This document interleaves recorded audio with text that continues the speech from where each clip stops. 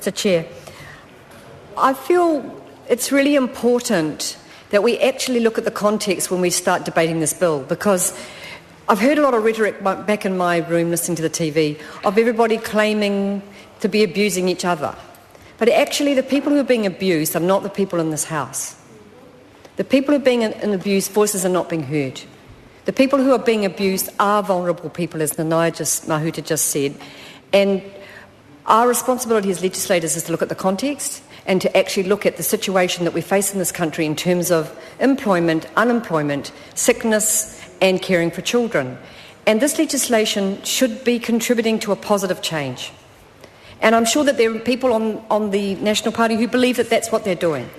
But in all sincerity, as somebody who spent 5 years working with beneficiaries, it's not going to work.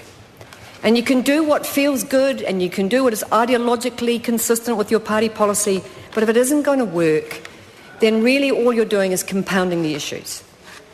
And there's a wider debate going on which affects this bill, which is the debate to do with the Welfare Working Party and the Alternative Welfare Working Party. And those parties are debating the wider issues. And what the Alternative Welfare Working Party is coming up with is a recognition that the future unfocused bill, as it used to be called, and I can't remember what it's called now, but it's about sanctioning work testing bill, is not going to work. It's simply not going to improve conditions for people at the bottom of the heap. And we know this because we know that they cannot get employment suitable for their disability if they're disabled. You only have to talk to the disability advocate groups. It's not rocket science.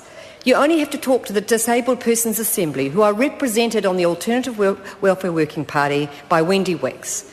Ask Wendy why people with disabilities have so many challenges in finding appropriate work in the workplace. That's right. And why isn't she being heard on the other working party and in the reflection of the legislation in this bill? Ask her that question. If you want to talk about other vulnerable people, talk to Caritas, the Catholic social services people.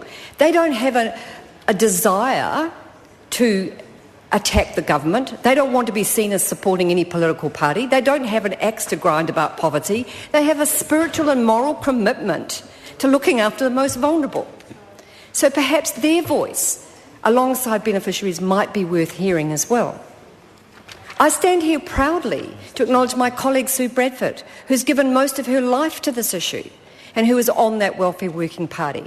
And her voice should be heard in the other working party and in this bill. But we're not hearing the voice of experience. We're hearing the voice of ideology. And it's random to start talking about work testing people when it's a failed experiment that other countries such as Australia are moving away from, not because of their moral and spiritual commitment to the poor, but because it simply hasn't worked to reduce the numbers. So if you actually want to be pragmatic about this, then you've got to look at what actually works to reduce the numbers. If you're about cutting costs, be pragmatic. Look at what actually doesn't work and don't reintroduce it into Aotearoa New Zealand when Australia is walking away from it. It's not a logical process to be following.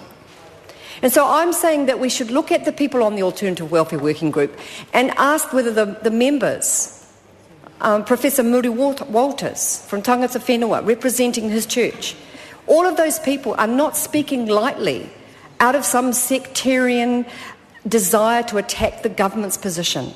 They're doing it because they are very concerned that the most vulnerable people are going to get re-traumatised.